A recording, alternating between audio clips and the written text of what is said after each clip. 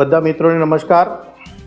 આજના સંદર્ભમાં press conference બોલાવવાનું કારણ એ હતું કે કાલ અમને લોકોને બોડેલી એપીએમસી લોકોને ખબર પડવામાં આવી કે કાલે બોડેલી લાઈવ દ્વારા કલેક્ટરશ્રીને કમાટ વિસ્તારના ખેડૂતોએ આવેદનપત્ર આપેલું છે। એ આવેદનપત્રમાં એમનો મુદ્દો એવો હતો કે બોડેલી એપીએમસી દ્વારા કપાસ લઈને જે લોકો આવે છે એ લોકોનો વટાવ કાપવામાં આવે છે અને કરદો કરવામાં આવે છે।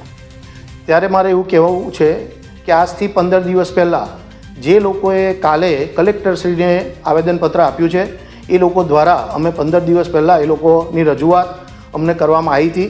ત્યારે એમને કીધું હતું કે ભાઈ અમારી એપીએમસીમાં કોઈ વટાવ પ્રથા કે કોઈ કરદો પ્રથા નથી।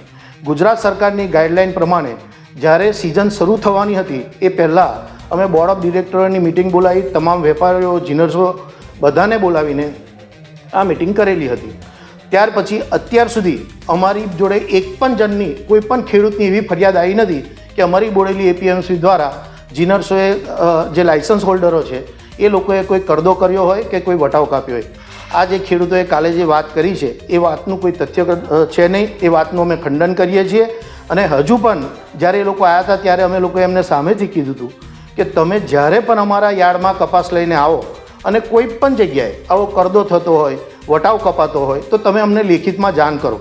કોઈ પણ અત્યાર સુધી લેખિતમાં જાણ થયેલી નથી અને અમે વારંવાર દરેક ખેડૂતોને કહીએ છીએ।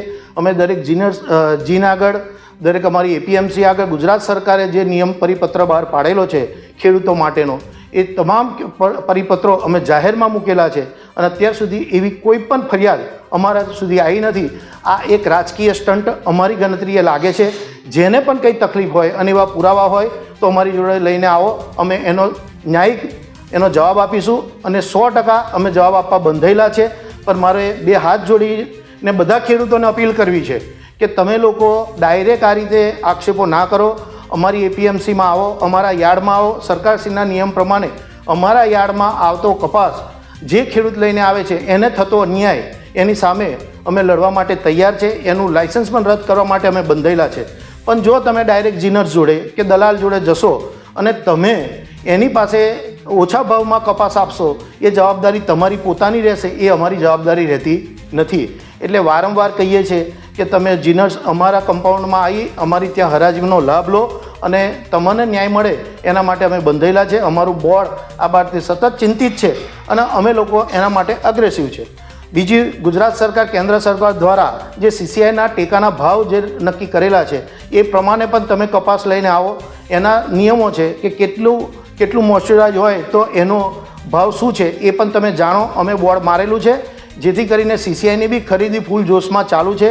એના નિયમ પ્રમાણે એની નોંધણી કરાવો અને એપીએમસીમાં આવો, એપીએમસીનો પણ લાભ લો અને સાચી રજૂઆત કલેક્ટરશ્રીને બી કરો, સરકારમાં પણ કરો અને તમે રજૂઆત કરવા ખરેખર હકદાર છો પણ એ સાચી રજૂઆત કરશો તો અમને પણ ગમશે।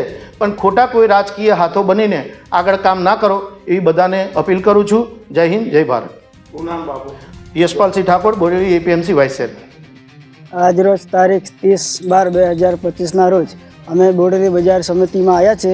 ચેરમેન સાહેબ, વાઇસ ચેરમેન સાહેબને મળ્યા છે।